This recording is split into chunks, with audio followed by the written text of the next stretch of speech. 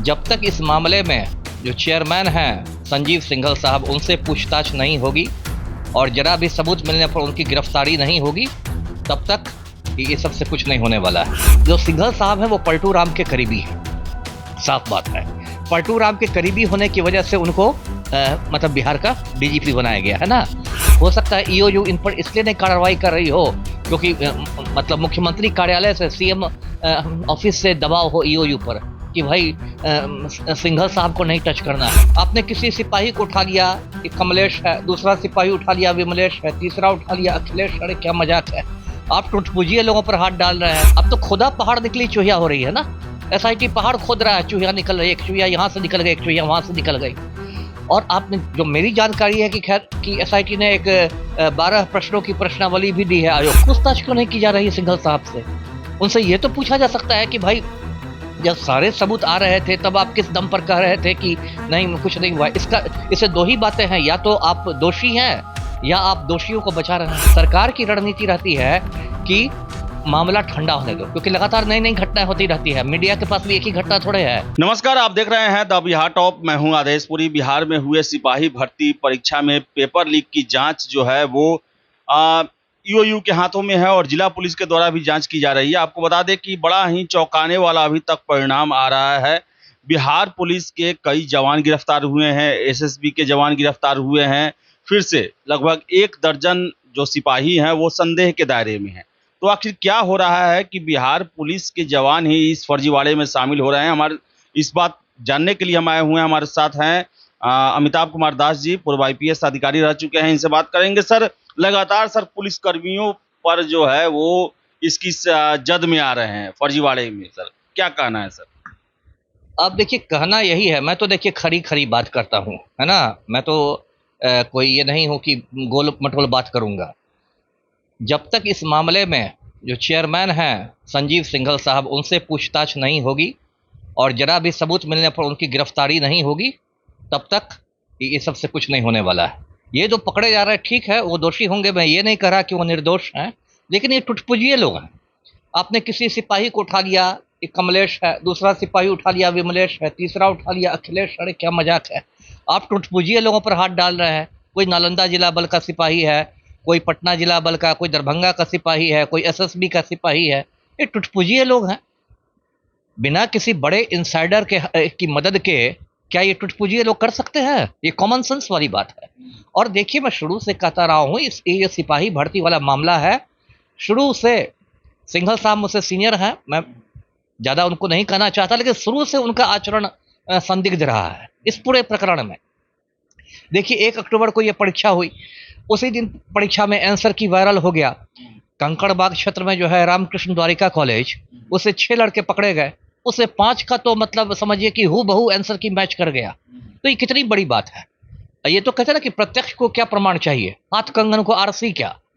तो कायदे से तो मतलब 15 मिनट के भीतर ये करना चाहिए था, रद्द होना चाहिए था। अब उस समय वीडियो वायरल हुआ सिंघल साहब का, तो चेयरमैन है भर्ती बोर्ड के। अब वो क्या कह रहे हैं कि हमारा तो इंटरनल अरेंजमेंट बहुत मजबूत है, हम यहाँ तो कुछ हुआ ही नहीं, कुछ लिख ही नहीं हुआ। जब उनसे स्पेसिफिकली पूछा गया कि सर ऐसे ऐसे आंसर की मैच कर गया है, तब सिंघल साहब बोलते हैं कि नहीं नहीं, वो तो मतलब लोग पढ़ लिख के आते हैं, अंदाज से करते हैं। अरे हम लोग भी कभी स्टूडेंट रहे हैं, है ना। हम लोग भी जब स्टूडेंट की परीक्षा में जाते थे तो कुछ सवाल हम लोग भी गेस करते थे कि हो सकता है ये सवाल आ जाए। अब मान लीजिए 10 सवाल हमने गेस किया, 20 गेस किया, तो एक लड़ भी जाता था अंदाज से। लेकिन ऐसा लड़ना कि 92 सवाल लड़ जाए, ये तो चमत्कार वाली बात हो गई। इसको आप कैसे जस्टिफाई कर सकते हैं? इसलिए देखिए, ईओयू वाले जो हैं, ठीक है, उन्होंने इतना लंबा चौड़ा एसआईटी बनाया है, उसमें 1 डीआईजी हैं, 1 एसपी हैं, 6 डीएसपी हैं, कितने इंस्पेक्टर्स हैं, 13 इंस्पेक्टर्स हैं, 2 सब इंस्पेक्टर्स हैं। ये तो इतना बड़ा एसआईटी मैंने मतलब जनरली इतना बड़ा एसआईटी बनता नहीं है। खैर, 1 मिनट के लिए हमने मान लिया कि चलो घोटाला बड़ा है तो एसआईटी भी बड़ा होगा, क्योंकि 74 केस हुए हैं पूरे बिहार भर में। तो ठीक है, 74 केस हुए हैं तो ठीक है, एसआईटी भी मतलब बड़ा है, लंबा चौड़ा है। लेकिन आपका ये क्या है, अब तो खुदा पहाड़ निकली चूहिया हो रही है ना। एसआईटी पहाड़ खोद रहा है, चूहिया निकल रही है, एक चूहिया यहाँ से निकल गई, एक चूहिया वहां से निकल गई। और आपने जो मेरी जानकारी है कि खैर कि एसआईटी ने एक 12 प्रश्नों की प्रश्नावली भी दी है आयोग को, उसका भी अब तक जवाब मतलब आयोग ने नहीं दिया है। तो मेरी जानकारी, जो मेरे सूत्र बताते हैं। देखिए, इसलिए मतलब 100 बातों की एक बात है कि सिंघल साहब से पूछताछ हो और मतलब इसके लिए बाकायदा उनको मतलब एसआईटी को अधिकार है, बाकायदा सम्मान करके बुलाया जाए, उनको पूछताछ हो। यदि वो कहे कि नहीं आयोग ही आई, वहां पूछताछ हो। और यदि उनके खिलाफ मतलब उनका जवाब संतोषजनक नहीं रहा तो गिरफ्तारी हो। मैं दर्शकों को याद दिलाता हूं, 2017 में ऐसे ही बिहार कर्मचारी चयन आयोग का प्रश्न पत्र लीक हुआ था, बीएसएससी का प्रश्न पत्र लीक हुआ था, उसमें गिरफ्तारी हुई थी उस समय, मतलब जो आईएएस अधिकारी थे 87 बैच के थे। हाँ, जबकि बाद में जो मेरी जानकारी है उनके खिलाफ कुछ ठोस प्रमाण मिला भी नहीं। लेकिन उस समय याद होगा, मैं दर्शकों को याद दिला दूं, जो सीनियर एसपी पटना थे 2017 में, मनु महाराज या कोई थे, उन्होंने उनको बुलाया सुधीर सर को और कहा कि आइए सर, मतलब कुछ सहयोग कीजिए, कुछ पूछताछ करनी है। और पूछताछ के बाद कहा गया कि आपको गिरफ्तार किया जाता है। तो उस समय उनको गिरफ्तार, जबकि उनकी गिरफ्तारी में राजनीति ज्यादा थी, उनको इसलिए गिरफ्तार करवा लिया कि पलटू राम ने, क्योंकि मतलब वो एक दलित अधिकारी थे, उनको मांझी के का करीबी माना जाता था, मांझी जी के जमाने में वो गृह सचिव रहे थे, उनका तो आपने पॉलिटिकल गिरफ्तारी करा ली। इस गिरफ्तारी में आपको क्यों ये पूछताछ में, मैंने ये करा कि सीधे गिरफ्तार ही कर लिया जाए, लेकिन आप पूछताछ तो कर सकते हैं। पूछताछ क्यों नहीं की जा रही है सिंघल साहब से?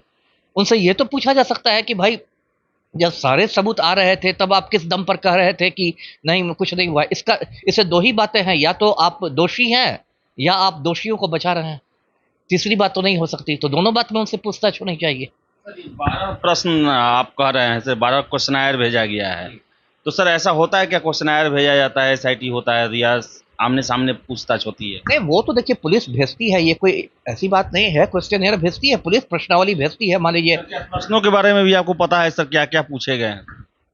नहीं, उसकी मैं ज़्यादा जानकारी, देखिए मेरे भी सूत्र है, लेकिन मुझे भी देने वाले भी थोड़ा डरते हैं, क्योंकि उनको लगता है कि ये मतलब माफिया की पोल खोलता रहता है, तो कहीं इसके साथ मतलब हम भी ना माफिया के निशाने पर आ जाए, इसलिए बहुत लोग खुलकर मुझे नहीं बताते हैं।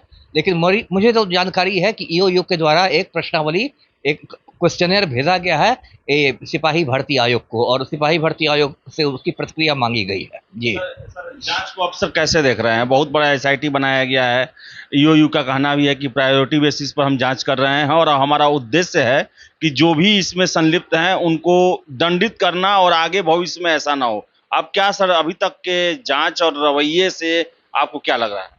देखिए ईओयू में अच्छे अधिकारी हैं, नैयर को भी मैं अच्छा अधिकारी मानता हूँ, जो डीआईजी है ढिल्लो, उनकी भी जो छवि है साफ सुथरी है, सुशील जो एसपी है उसकी भी छवि साफ सुथरी है। मुझे इन अधिकारियों पर मैं उंगली नहीं उठा रहा, लेकिन दो तीन बातें हैं। एक तो बात यह है कि अब तक जिन लोगों को आपने पकड़ा है वो बहुत टुटपुजिए लोग हैं, जो मैंने खोदा पहाड़ निकली चूहिया की बात की। किसी एक, आप खुद सोचिए, एक पूरे आप इसमें स्ट्रक्चर में सिपाही एक इतना मतलब मामूली व्यक्ति होता है कि किसी एक सिपाही की औकात नहीं हो सकती कि वो सीधे प्रेस से निकलवा ले या सीधे आपको आयोग से निकलवा ले, जब तक आयोग के किसी भीतरी व्यक्ति का उसको संरक्षण नहीं मिला हो, जब तक उसकी मिली भगत नहीं हो। और ये देखिए, ये खेल लाखों में होता है, करोड़ों में होता है, ये ऐसा नहीं कि निःशुल्क बांटा जा रहा था। जब शुरू में बांटा गया उसमें कई लाख था आंसर की का दाम, बाद में जैसे जैसे वो कॉमन होता गया उसका दाम गिरता गया, अंत में तो 35,000 30,000 में भी बिकने लगा, ऐसी भी सूचना है। लेकिन ये सब खेल लाखों में होता है, तो इतना इतना सब खेल हो रहा है, तो किसी बड़े मतलब बड़ी मछली या मगरमच्छ जो कह लीजिए उसकी मिली भगत की ये हो नहीं सकता है। और अब तक देर क्यों रही है? सिंघल साहब से पूछताछ क्यों नहीं हो रही है? अब मैं कहूंगा, आप दर्शकों को बताऊंगा कि क्यों नहीं पूछताछ हो रही है, तो वो भी आप भी पूछेंगे क्यों नहीं पूछताछ हो रही, तो वो भी मैं बता ही दूं कि देखिए, जो सिंघल साहब हैं वो पलटू राम के करीबी हैं, साफ बात है। पलटू राम के करीबी होने की वजह से उनको मतलब बिहार का डीजीपी बनाया गया है ना।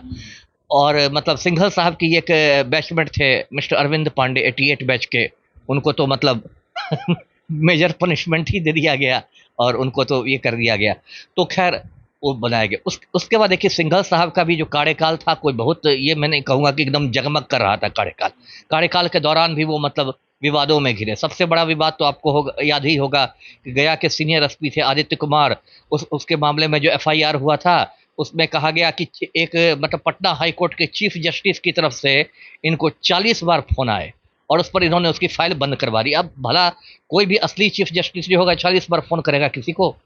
कोई, अब बाद में पता चला कि अभिषेक अग्रवाल नाम का कोई ठग इनको फोन कर रहा था। तो अब आप डीजीपी हैं, बिहार के सबसे ऊंची कुर्सी पर है पुलिस विभाग में, और आपको इतनी समझ नहीं है कि 40 बार करेगा? उस समय जब पलटू राम से मीडिया वालों ने पूछा कि क्या सिंघल साहब पर कोई एक्शन होगा, तो पलटू राम ने कह दिया कि अब क्या एक्शन होगा, अब तो वो रिटायर कर रहे हैं, अब तो उनके रिटायरमेंट का समय, अब क्या एक्शन लिया जाएगा। तो वो पतली गली से निकल गए। कोई कमजोर आदमी रहता तो इस पर तो निलंबित हो जाता, विभागीय कार्यवाही हो जाती, पेंशन रुक जाता, क्या क्या हो जाता। यदि कोई ऐसा व्यक्ति रहता जिसका कोई राजनीतिक आगे पीछे नहीं रहता। उसके बाद देखिए, उसके बाद तुरंत इनको फुर्ती से रिटायरमेंट के बाद इनको भर्ती बोर्ड का चेयरमैन बना दिया गया। और भी तो आईपीएस रिटायर कर रहे हैं, ऐसा तो नहीं कि सबसे ज्यादा जगमग मतलब इन्हीं का ट्रैक रिकॉर्ड था। तो सब होने के बावजूद इनको यदि आप बना रहे थे, तो इसलिए मैं खुले शब्दों में मैं ये कहूँ कि हो सकता है ईओयू इन पर इसलिए नहीं कार्रवाई कर रही हो क्योंकि मतलब मुख्यमंत्री कार्यालय से, सीएम ऑफिस से दबाव हो ईओयू पर कि भाई सिंघल साहब को नहीं टच करना है, बाकी सबको अपना धरते धरते पकड़ते रहिए, जिसको जो करना हो कीजिए, फॉलोवर सबको पकड़िए, टुटपुजिया सबको पकड़िए, मामला ठंडा होने का इंतजार कीजिए। देखिए, इसमें सरकार की रणनीति क्या रहती है? सरकार की रणनीति रहती है कि मामला ठंडा होने दो, क्योंकि लगातार नई नई घटनाएं होती रहती है। मीडिया के पास भी एक ही घटना थोड़े है। अब आपको बीपीएससी का जो हुआ पेपर लीक मई में पिछले साल 67वीं संयुक्त परीक्षा का, तो उसमें क्या हुआ, उसका फलाफल आपको पता है, ठंडे बस्ते में चला गया, पूरा मामला ही ठंडा हो गया। तो ये हफ्ता 2 हफ्ता ये रहेगा, उसके बाद धीरे धीरे लोग भूल जाएंगे, तब तक कोई नया कांड हो जाएगा। बिहार में तो रोज एक दो रोज पर कोई बड़ा कांड हो जाता है, फिर पूरा मीडिया उसके पीछे चला जाएगा, पब्लिक उसके पीछे चली जाएगी, लोग भूल जाएंगे। तो मेरा कहना है कि भाई 24 घंटे के अंदर सिंघल साहब से पूछताछ होनी चाहिए, यदि ईओयू सच में चाहता है कि इस घोटाले की तह में जाए। और यदि लिपापोती करना चाहता है तो उस पर तो मुझे कुछ कहना ही नहीं। ये अमिताभ दास थे और इनका साफ साफ कहना है कि सीएसबीसी के चेयरमैन से भी पूछताछ होनी चाहिए। अभी तक जो सिपाहियों और छोटे मोटे लोगों को पकड़ा जा रहा है, इससे वास्तविक रूप में जो गड़बड़ करने वाले हैं वो नहीं पकड़ में आएंगे। तो देखिए, आपको बता दें कि जांच चल रहा है और सर का डिमांड है कि इसमें जो जिम्मेदार लोग हैं उनसे भी पूछताछ होनी चाहिए। तो फिलहाल इस वीडियो में इतना ही। वीडियो पसंद आया लाइक शेयर करें, हमारे चैनल द बिहार टॉप को सब्सक्राइब जरूर कर लें। धन्यवाद।